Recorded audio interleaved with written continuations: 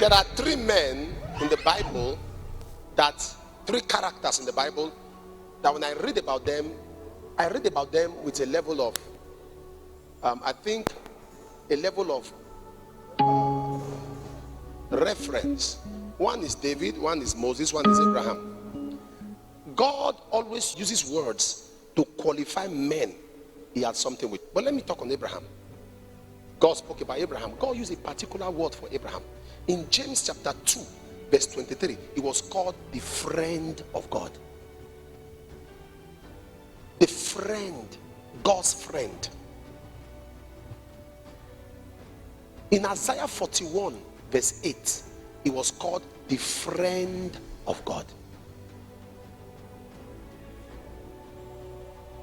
The friend of God. In 2 Chronicles, I think chapter 20, verse 7, he was called the friend of God. Can somebody be God's friend?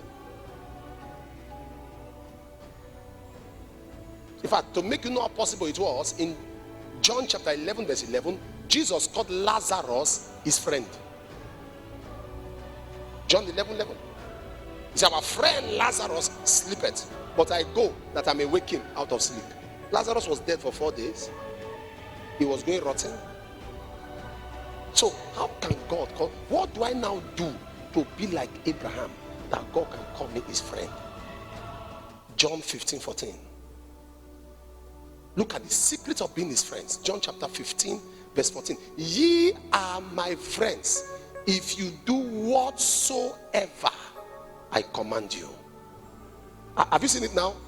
So what made Abraham the friend of God? One word: obedience. God said, whatsoever. You want to be like Abraham? Can you imagine? God told Abraham, he said, give me your son, thy only son. God didn't just say, give me your son. God said, give me your son. God reminded him, in case he forgot, thy only son. Ishmael was there. Hello? How can God call Abraham, Isaac, Abraham's only son, when Ishmael was there? Was Ishmael not his son? Was he not his son? But like I told you before, Abraham is not the father of Ishmael. Abraham is not the father of Ishmael. Abram is the father of Ishmael. When God changed his name to Abraham, he became father of Isaac. He was Abram when he had Ishmael.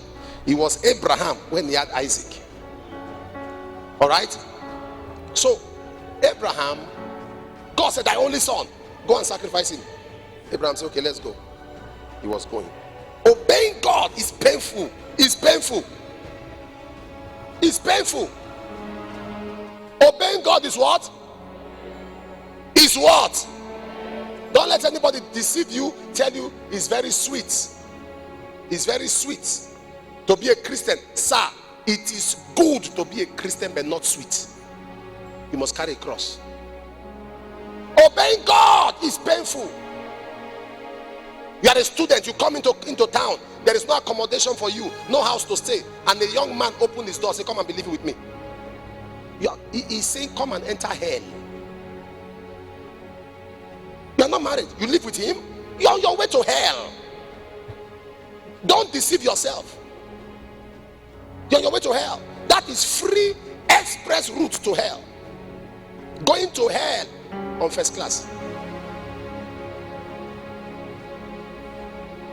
That's the truth. It's painful. Where will I sleep, Apostle? I don't know. But will I sleep somewhere? Yes. God must make a way. A Christianity that costs you nothing will bring you nothing. Christianity that does not cost you something cannot give you anything. You want this one, you have it. You want this one, you compromise your faith, you get it. You want that one, you compromise, you get it. Then what are you preparing for your future? What future do you have in God? You have no future in God. You have no inheritance in God.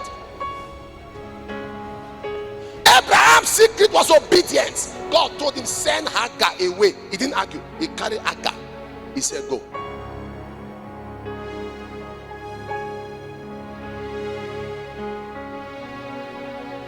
Hello? He said, go.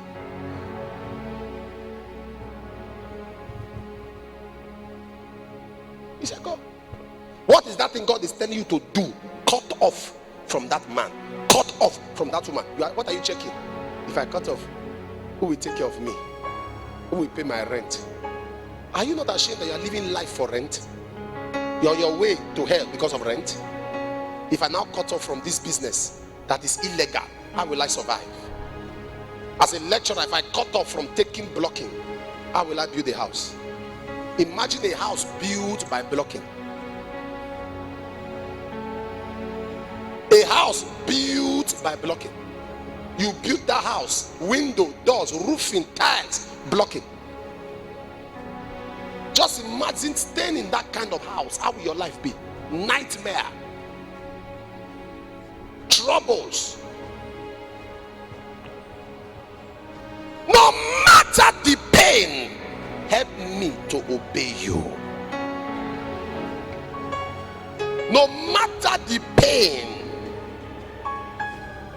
Do you know what it means for God to tell you to forgive somebody who has hurt you so much, caused you so much? God say forgive. You know, I don't know what you understand by Christianity.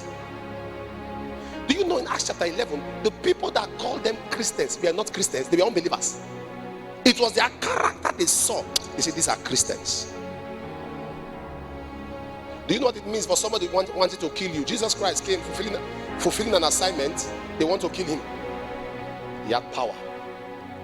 He had power to call down lightning, call down fire. But he went to the cross. You said you don't even have power. You don't have power yet. Somebody just ridiculed the gospel. Rather than forgive, you attack. There's a time for war. There's a time for peace.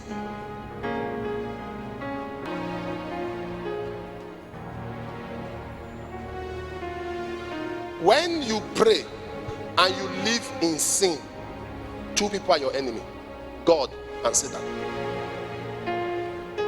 When you are praying and you are living in sin, both God and the devil are your enemies. God is your enemy because you are playing game with him. Satan is your enemy because you are trying him. Satan says, you are trying me, you are trying me.